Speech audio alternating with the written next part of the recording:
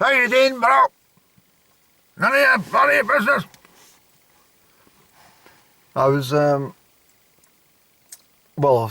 overjoyed actually. My drive back from Lochern Head. I won't make this segment very long because it's probably been quite a long vlog. Probably takes about 3 hours to view, but it really was quite delightful. The classical music segment on the Radio Nangel was fabulous today. It really was. It was really some string quartets, there was some sonatas, and there was some really good choir stuff. It was really quite heartwarming.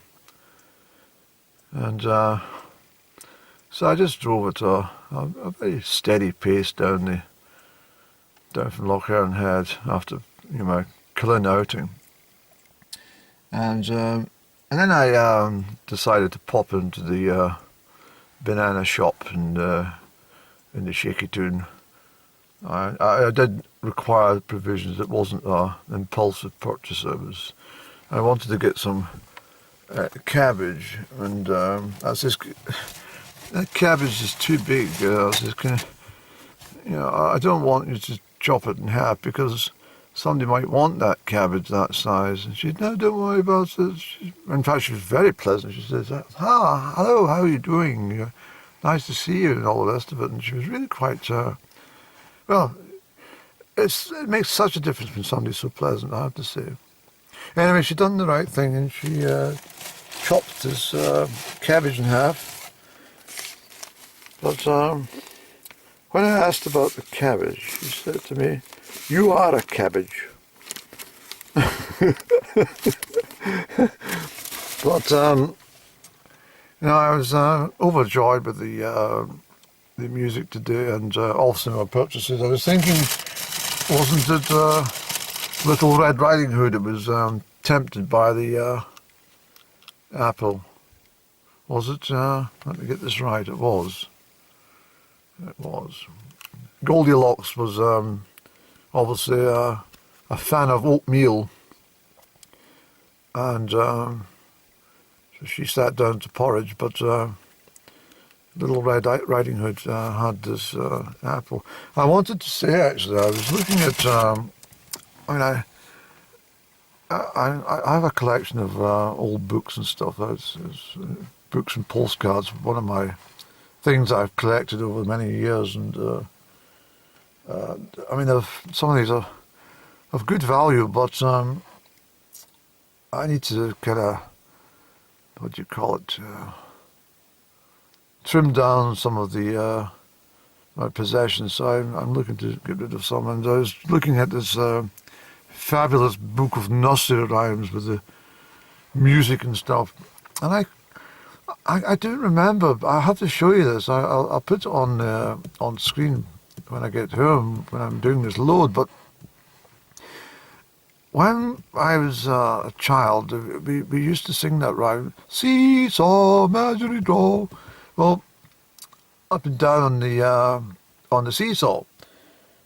Generally, it was my sister who was opposite. I always remember my sister and I were fanatics about the seesaw up at a place called Lauder Park in Crieff, next to the old school, actually, but the British Legion establishment. Anyway, but some of the words in the actual rhyme, I don't remember singing them, but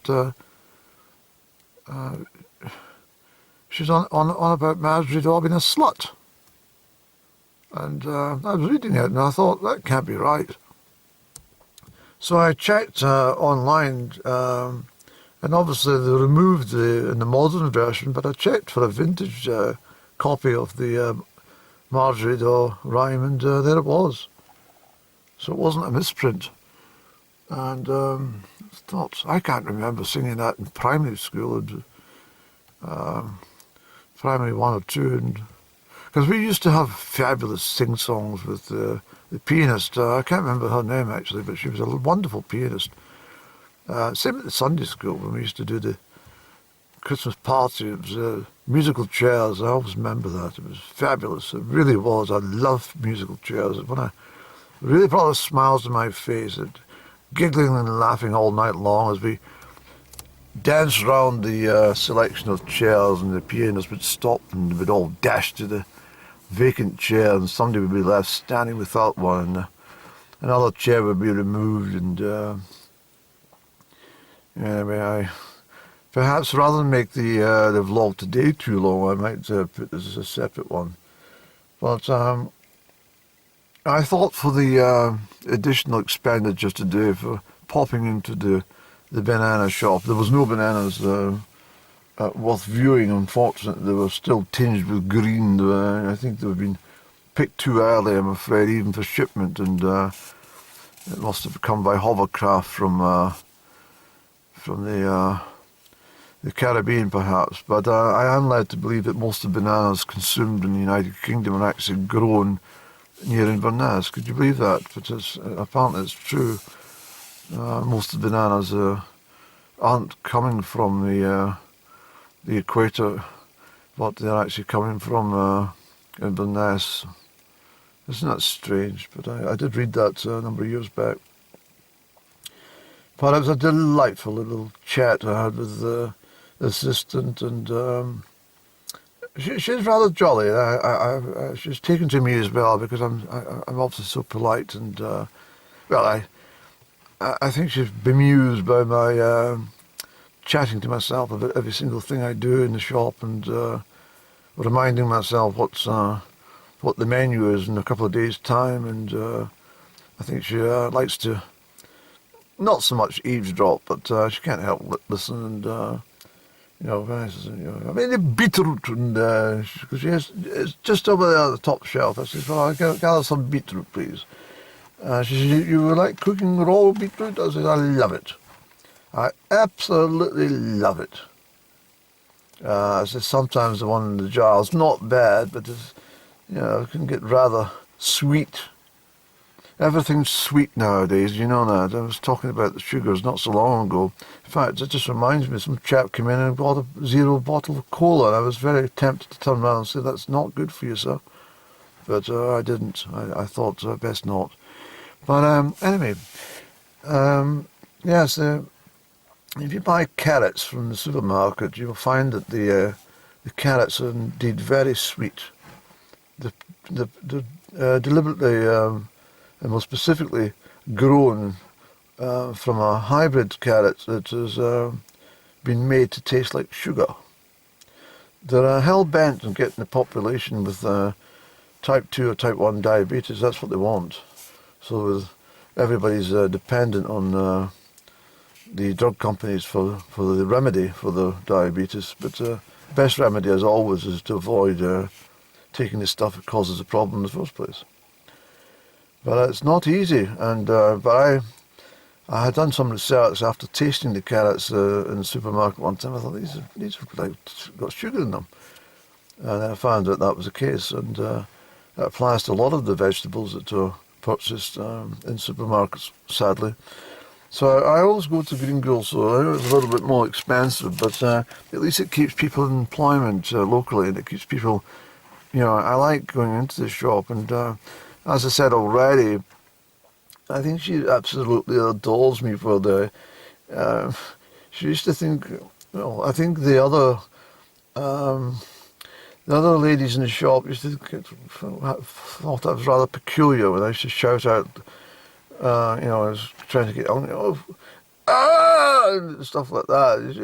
What's the matter? I was just reaching for the onions, and they thought it was very peculiar behaviour, but once they got used to me and realised I wasn't a complete fucking lunatic, they then decided that it was just my personality, my mannerisms, and they rather looked forward to this visit because they know there's going to be some sort of hilarity or some sort of silliness with me, and I think they quite like it. Cheers up the day.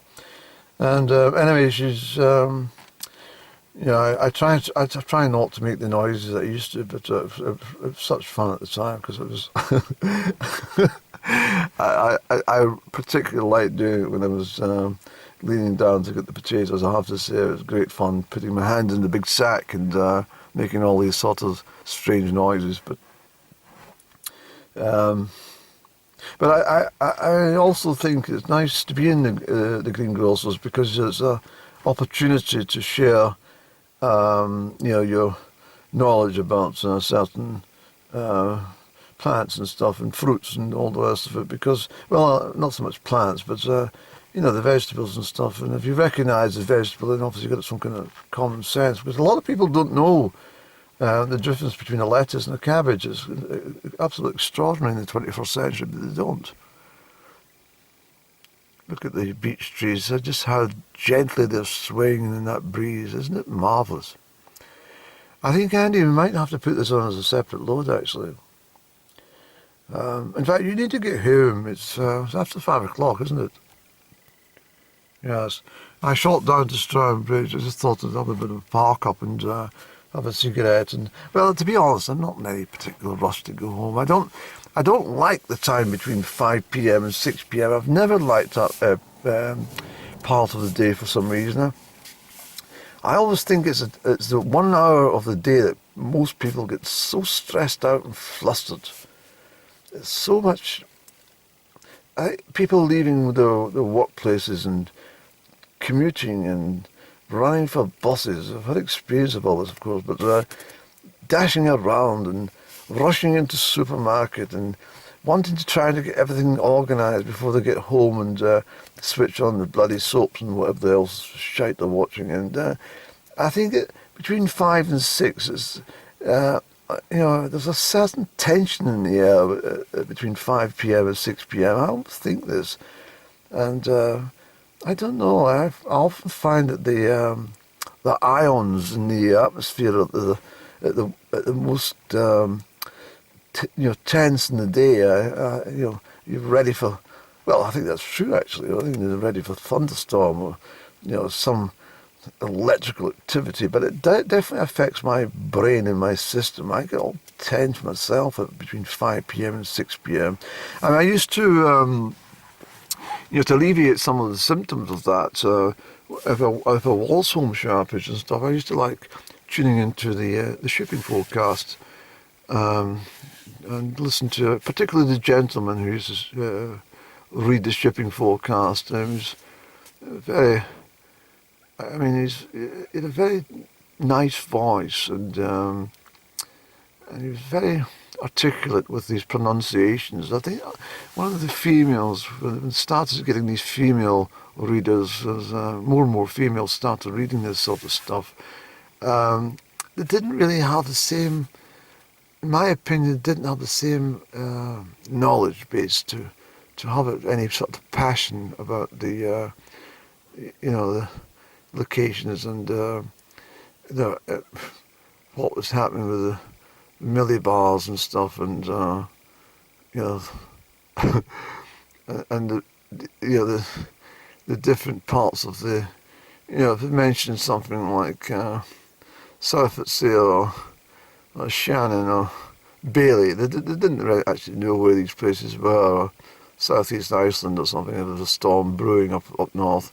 I just find that if you really wanted to enjoy something, if you're feeling a bit, symptoms of insomnia, you can either watch my channel, which will probably help enormously, or indeed you could, as I used to do, not for insomnia. I used to deliberately stay up for it.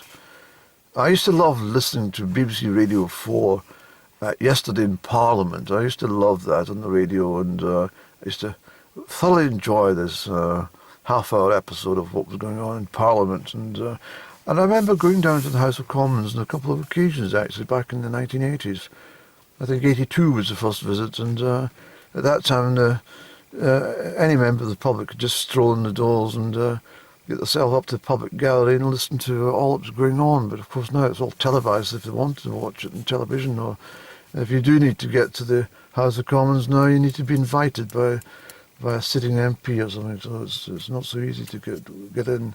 And then another thing is, as well, is it's back to what I was talking about, but the shipping forecast that was broadcast at 12:40 or 0040 from midnight. I mean, it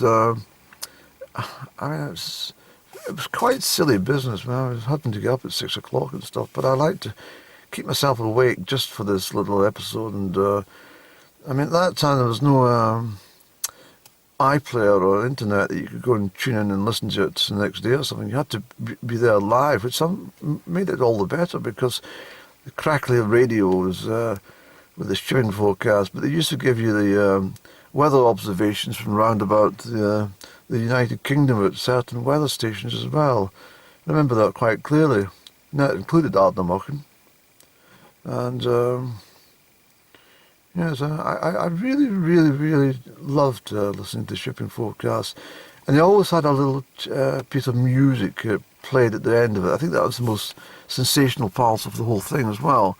It was called Sailing By. And you just lay your head in the pillow and listen to Sailing By. I should put the Sailing By tune on for you here just to let you know what I'm talking about. But it was absolutely wonderful. I'm just falling asleep thinking about it.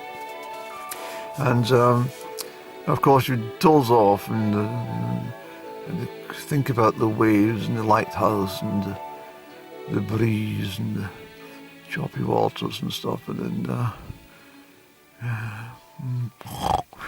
then the bloody come on with the switch over to BBC World Service, and then they'd come in with the news bulletin and start talking about something rather negative, and it was never good. Although I have to say the BBC World Service were a much better presentation of the news bulletins than that nonsense nowadays on the BBC, I have to say. But yes, BBC World Service. I used to listen to a little bit of that as well. I found it very educational, actually. And you could really be a step ahead of the game if you listened to the BBC World Service in regards to things that were going on overseas. And but I kind of don't do any of it now. I don't even listen to shipping forecasts any longer. I've done all that, you see. But I might, as a special treat, perhaps in early autumn when the storms start to appear, I might give myself a special treat, and I might sit down at my breakfast table or something, and my kitchen table, and I might put on my gumboots and my sou'wester, and I might just sit there and switch on my old bush radio and turn the dials gently and make sure the button's pressed on long wave.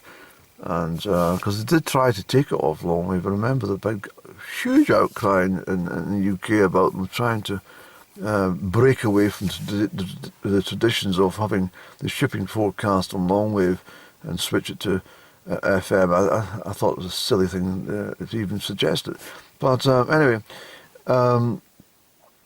I might just do this and get my sou'western gumboots and stuff on and just sit there and just listen to the introduction to the shipping forecast and listen to it intently, very intently. I mean, it's one of these things that you, once you start getting into the shipping forecast, you certainly will not, you will definitely not want to miss a millisecond of it.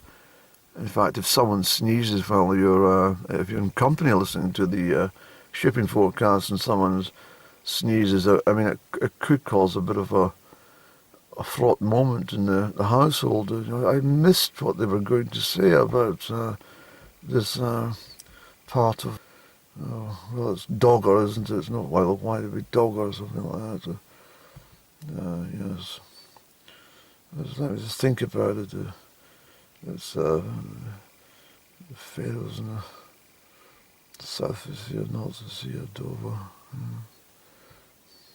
It's so long since I listened to it. I'm getting a feeling that Rockhall, yes, they used to announce as one of the areas as Rockhall, and that's why most people listen to the forecast, because whatever weather was happening at Rockhall, it was guaranteed that it would be coming our way, wouldn't it? But anyway, we can't sit here all evening chatting about this to our viewers, because at the end of the day, it's not fair for them to be sitting looking at a tree. But I'm going to pop out. It's 17:22 on my in-house clock. You may actually notice that was the area I was down that day when I found those fabulous flowers, and turned out they were in my garden as well, but not the same, not exactly the same type, but a closer relative, I'm sure. And so that's what we'll do. I have to say that every morning I wake up, I tend to have strange things happening. I'm actually of the opinion that there's a third party comes and sucks all the information out of my brains currently, out of my memory bank. I'm kind of sure about this in some respect, because for a while I was getting all these downloads, and I think they gave me too much downloads, and they thought they were giving them too much information. He's starting to share that with the wrong people. Let's take some back. So I think there's some sort of entity that's come down and is, while I'm snoozing through the night, it's gently sucking or siphoning all the information back out of my brain. I'm quite sure, because I tend to remember things, and then suddenly they've all forgotten them. Everything I've remembered have gone. It's very strange. I don't know what it is that's going on. I can't blame the humidity. It's nothing to do with that. It's not something's been taking information back. I think what's happened is they've probably made a decision on the other side of the veil that he's not ready for the information. He needs to have more of his apprenticeship before we give him any more of these downloads. So I think that's probably the case. So I've got to utilise exactly what I've been given, minus the stuff that they've taken away. But Hesperus, that was the name of that plant, wasn't it? Hesperus. I'm sure it was. Dame's violets. Yeah, so they must have left that little segment somewhere on the shelf inside my brain. But anyway, I love these apples. I never asked the lady, but I'm absolutely sure these are Macintosh. But I remember Macintosh being just slightly more freckled, so I'm not sure. But they're certainly very nice. I mean, I've passed the days where I can sink my teeth and, gobble up the whole apple within a couple of bites. I've been eating an apple since I was, probably since I was 3-year-old. I've been nibbling away at apples. I love apples. But now I take an apple with much more decorum. I tend to peel. I tend to peel it. Or at least I use a butter knife and I sort of slice gently through the apple and absorb its delicate flavours and allow the juices to run over my teeth, my enamels and my gums, and sit for a moment with this apple skin sitting on my lips. Allow the acetic acid, fructose from the apple to... It would be acetic acid, actually. No, that's vinegar, isn't it? Yeah, I like the fructose all rushing around my mouth. I think they used to say an apple a day keeps the doctor away. I'm not entirely sure that's correct. I mean, if you've got rabies, for example, and you nibbled on an apple, and it says, your wife or something called the doctor, the NHS 24, and said, my husband's foaming at the mouth, and he's delirious, and he's barking like a dog. And the NHS 24 will tell you to take a paracetamol, call back in 24 hours if he's not any better. And so they'd probably try and use an apple and try and cure him with an apple and say, well, let's see if that keeps the doctor away. But, yeah. I don't think I'd like to have rabies, actually. I've thought about this a few times, and I've often considered this in the point of a frightful dream nightmares, dream stroke nightmare type of situation where Would I prefer to be chased with a pack of rabid Doberman dogs or something, or or South African, what you got, Ridgebacks or something like that, Rhodesian Ridgeback dogs through the fields, a whole pack of them, bloodhounds, all trailing after you, they've all got rabies as well. Or would I prefer to be chased over the moors by a swarm of bees? I thought about this deeply. An angry swarm of bees because you disturbed their hive or something by accident, and I thought I'd be flapping my arms around as I jumped and galloped over the purple heather. Or I mean, even if if you was misfortune to be chased by a whole swarm of locusts, I think that would probably be a bit of a downer. If you're out just for a stroll, maybe in Qatar or something, or in Pakistan or something, or even somewhere in East Africa, for example, Kenya or something, and you're just out for a stroll, and there's a bloody swarm of locusts because you're carrying a cabbage, half a cabbage that you got from the Gringos, or this bloody locust spotted you, and they were going to have some of that, and you had to run for miles through the undergrowth and the jungle, the snakes and the lions and everything, all bloody cheetahs and stuff like that. I know plenty of cheetahs. I've met plenty of cheetahs in my life. Anyway, I think what we'll do, Andy, is I think we'll get a cigarette and then yes, because this is certainly one of the longest vlogs I can recall you doing in one single day. You're right chatty mood today. Is it because it's a full moon in Capricorn? I think that's probably the case. It's one of your sister signs, isn't it? The Capricorn. It's an earth sign, isn't it? Yes, it is, Andrew, it is. Mind you, I'm not very keen on Capricorns. What do they call it? The Capricorn star sign is led by the devil of all things, so I don't really like that. Not anyone even born near the cusp of a Capricorn's got devilish blood. No, I much prefer myself as led by Mercury, the planet, and Virgo, the hermit. I love being a hermit, I do. I really love my company. It's fabulous. And, I never get lonely. I don't. I never ever get lonely. I absolutely adore my own company. I find it most pleasing. And if I want to have an argument, I can have it with myself.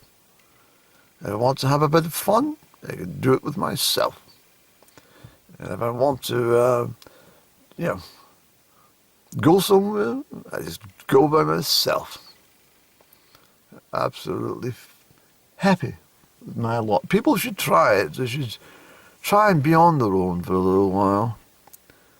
I mean, we all need social interaction. That's very true. But I do think that not enough people spend enough time in their life in complete isolation. They don't. They can't do it. They just can't do it. They get all squirmish about it. And now on BBC Radio 4, the shipping forecast issued by the Met Office on behalf of the Maritime and Coast Guard Agency at 0015 on Saturday, the 1st of July. The general synopsis at 1800.